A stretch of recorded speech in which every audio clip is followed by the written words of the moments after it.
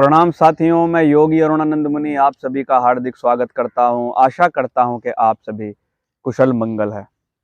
साथियों, एक मित्र ने सवाल किया है कि एड़ी का दर्द रहता है और दूर नहीं होता, एड़ी के दर्द से कैसे राहत पाई जाए। यह बहुत ही जीवंत प्रश्न है, क्योंकि एड़ी का दर्द बहुत बड़ी मात्रा में लोगों को सताता है, जिससे बचने के लिए लोग तरह तरह के व्यायाम भी करते हैं, इंजेक्शन लेते हैं, ऑपरेशन भी करा डालते हैं और स्टेरॉइड्स का भी सेवन करते हैं, जिससे बहुत बड़ी हानि स्वास्थ्य को उठानी पड़ती है। इस वीडियो में मैं आज आपको बहुत ही सरल तरीका बताऊंगा साथियों, आप प्रयोग करना, निश्चित रूप से आपको दर्द में राहत मिलेगी और दर्द आपका चला जाएगा। तो हम एड़ी के दर्द पर चर्चा करने से पहले, व्यायाम पर चर्चा करने से पहले हम यह जानेंगे कि दर्द होता क्यों है या किस प्रकार का दर्द होता है। तो जो हमारी एड़ी होती है साथियों, एड़ी के अंदर जो लीगामेंट होते हैं, जो टिश्यूज होते हैं, उसको हम प्लांटर फेसिया बोलते हैं। ये यहाँ पर होता है, यहाँ से आगे तक पूरे पैर में होता है, यानी कि एड़ी में यहाँ से आगे तक। और प्लांटर फेसिया क्या करता है? प्लांटर फेसिया आपकी एड़ी को अंगूठों की हड्डियों से जोड़ता है। जो आपकी उंगलियां ना, इन उंगलियों को एड़ी से जोड़ता है प्लांटर फेसिया।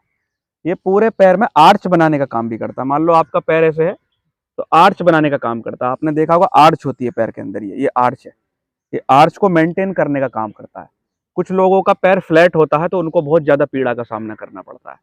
तो ये पूरे पैर को, जो आपका पैर मूवमेंट करता है, तो प्लांटर फेशिया क्या करता है? प्लांटर फेशिया आपके पैर को सपोर्ट करता है ताकि आपको चलने में दिक्कत ना हो। दूसरा, जो ग्राउंड फोर्स होती है, जब आप चलते हैं तो ग्राउंड फोर्स आपकी बॉडी से गुजरते हुए शरीर में जाती है, पैरों से गुजरते हुए।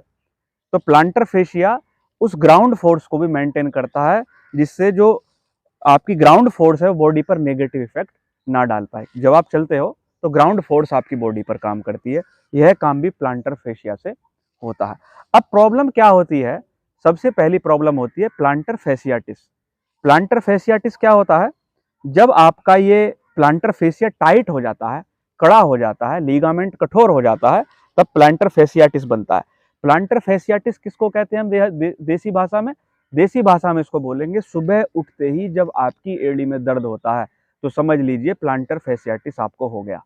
और जैसे ही आप बेड से उतरते हैं तो एड़ी रखने में बड़ी पीड़ा होती है, लेकिन जैसे ही कुछ देर आप चलते हैं तो वो दर्द दूर हो जाता है। उसको बोलते हैं प्लांटर फेसियाटिस। ऐसा दर्द पूरे दिन नहीं रहता। अब दूसरे दर्द की बात करते हैं, उसको बोलते हैं रेट्रोकैलकेनियल बर्साइटिस। तो रेट्रोकैलकेनियल बर्साइटिस में क्या होता है? जो हमारे पैर की एड़ी है, इसके अंदर एक गादी है, गद्दी, द्रव्य की गद्दी, यानी कि एक फ्लूइड उसके अंदर भरा हुआ होता है, जो पैर को शॉक से बचाती है, यानी कि झटकों से बचाती है। लेकिन जब वो गादी फट जाती है या उस गद्दी पर ज्यादा नेगेटिव इफेक्ट पड़ता है तो साथियों पैर में पीड़ा होने लगती है, सूजन आ जाती है अंदर। और आपने देखा होगा कभी कभी यहाँ के जो टिश्यूज होते हैं वो टूटकर फट जाते हैं और यहीं इकट्ठा होने शुरू हो जाते हैं। तो किसी किसी की एड़ी फैलनी शुरू हो जाती है, यानी कि हड्डी बढ़ने जैसी शुरू हो जाती है। उसको देसी भाषा में बोलते हैं हड्डी जैसा बढ़ जाना। तो बहुत पीड़ा होती है उसके अंदर भी।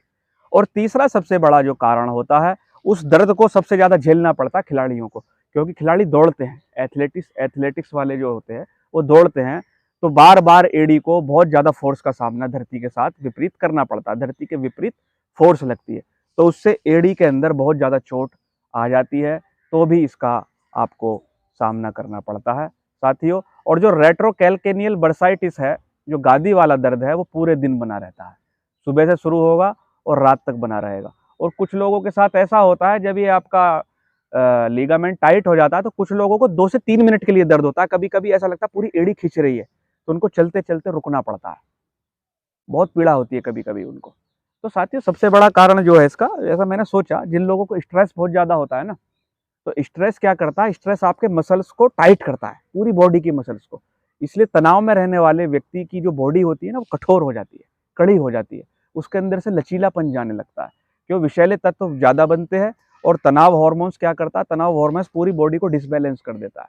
तो ऐसा मैंने कई बार देखा है, जिन लोगों के अंदर तनाव की, स्ट्रेस की मात्रा ज्यादा होती है, तो उन लोगों के अंदर भी एड़ी का दर्द ज्यादा होता है। तो अब महिलाओं में क्या स्थिति है? महिलाओं में सबसे ज्यादा जो दर्द है एड़ी का, वो इसलिए पाया जाता है क्योंकि वो हाई हील्स पहनती हैं। ऊंची हील की सैंडल्स, ऊंची हील के जूते वो पहनती हैं, क्योंकि हाई हील्स का अपना एक कल्चर है। तो हाई हील्स पहनने से भी अपना जो ये प्लांटर फेसियाटिस है बहुत आसानी के साथ उनको हो जाता है। दूसरा, जूतों का चुनाव, चप्पल का चुनाव लोग गलत कर लेते हैं, छोटे बड़े जूते, छोटी बड़ी चप्पल पहन लेते हैं, उससे भी हमारी गादी पर इफेक्ट पड़ता है। तो इससे आप एक आसानी के साथ राहत पा सकते हैं। एक तो जो आप जूते का चयन करें या चप्पल का चयन करें तो वो उसकी गादी अच्छी हो, मतलब थोड़ा मुलायम हो, नरम हो, और शॉक से आपको बचाए, झटकों से आपको बचाए। दूसरा, उसके अंदर जो कुशन्स हों वो भी अच्छे वाले होने चाहिए। और आजकल तो सिलिकॉन के कप भी आने लगे, सिलिकॉन कप लगाएंगे अगर आप जूते के अंदर तो भी आप दर्द से बच सकते हैं। ये आपको ध्यान रखने की ज़रूरत है। देखो, हम खड़ाऊ पहनते हैं, लकड़ी की खड़ाऊ है ये लकड़ी की बनी हुई है। इसे पहनने वाले को कभी भी प्लांटर फेसियाटिस नहीं हो सकता, क्योंकि इससे क्या होता है, इससे पैर के अंदर इस प्रकार की एक रिएक्शन फोर्स पैदा होती है कि पैर का जो लीगामेंट है वो टाइट होता ही नहीं है। हालांकि ये सबके लिए नहीं है, सभी से पहन भी नहीं सकते। इसके बहुत लाभ है, कभी इस पर भी वीडियो बना देंगे जब मन करेगा।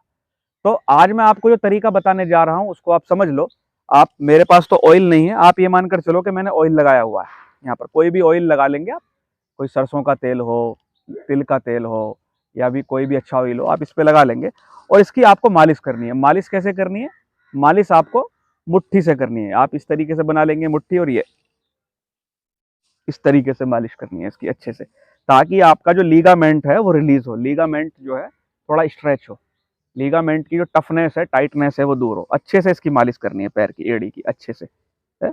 दूसरा तरीका क्या है? दूसरा, इसको दबा दबा कर, जैसे आटा गूंथती है ना माता बहनें रसोई के अंदर, ये पूरा इसको दबा दबा कर चारों तरफ से इसके एरिया को दबाएंगे। तीसरा क्या है? थोड़ा नुकल्स अंदर दबाना और उसको घुमाना।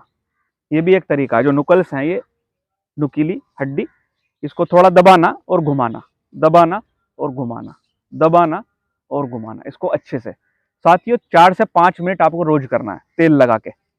ऑयल लगा लेंगे इसमें फ्रिक्शन, ताकि फ्रिक्शन थोड़ा कम हो जाए, थोड़ा घर्षण कम हो जाए, और आप आसानी के साथ मालिश कर सके। और देखो, ये भी कर सकते हैं, ये बैठे बैठे, कुर्सी पर बैठे बैठे अंगूठों से दबा सकते हैं ये पूरा नीचे ऊपर तक। इससे आपके जो पैर के एक्यूप्रेशर पॉइंट्स हैं वो भी दब जाएंगे, दूसरे स्वास्थ्य लाभ भी मिलेंगे, और खाली टाइम भी आपका कटेगा थोड़ा। ये आप आसानी के साथ कर सकते हैं। और योग के अंदर एक सीरीज चलती है जिसको सूक्ष्म व्यायाम बोलते हैं। सूक्ष्म व्यायाम में क्या करना होता है? अपने पैर सामने फैला लेने होते हैं, पैर, और केवल ये एक्सरसाइज करनी होती है। ये आप जब पैर को आगे ले जाएंगे तो उंगलियों को भी मोड़ेंगे। ये आप अगर उंगलियों को मोड़ते हैं तो जो आपका प्लांटर फेसिया है पूरा रिलीज होता है साथियों। प्लांटर फेसिया आपका पूरा रिलीज होता है। मैं सामने से दिखा देता हूँ, ये आपका प्लांटर फेसिया, इसको करने से पूरा रिलीज होता है। इसका जो स्ट्रेस है वो कम होता है, और आसानी के साथ आप इस बीमारी से निजात पा लेते हैं। एक दूसरा उपाय यह भी है कि आप गर्म पानी और ठंडे पानी का सेक एड़ियों को दें। 1 मिनट ठंडे पानी में रखें अपने पैरों को, 2 मिनट गर्म पानी में रखें, फिर 1 मिनट ठंडे पानी में रखें, फिर 2 मिनट गर्म पानी में रखें। तो ठंडे और गर्म पानी के सेक से आपकी एड़ी का जो पेन है वो रिलीज हो जाता है, स्ट्रेस रिलीज होता है, लीगामेंट आपका जो टाइटनेस है वह चली जाती है। तो साथियों, इस वीडियो को ज़्यादा से ज़्यादा शेयर करना और फॉलो करना।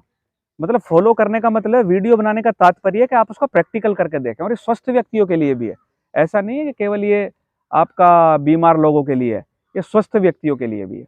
स्वस्थ व्यक्ति करेंगे तो उनको एड़ी के दर्द का कभी सामना करना नहीं पड़ेगा, इंजेक्शन नहीं लेने पड़ेंगे, ऑपरेशन नहीं कराना पड़ेगा, भयंकर दवाइयाँ नहीं खानी पड़ेंगी। तो साथियों, वीडियो पसंद आए तो लाइक करना, शेयर करना, चैनल को सब्सक्राइब करना, ताकि आपका भला होता रहे, दूसरों का भी भला होता रहे। मैं आपके मंगल की कामना करता हूँ। प्रणाम।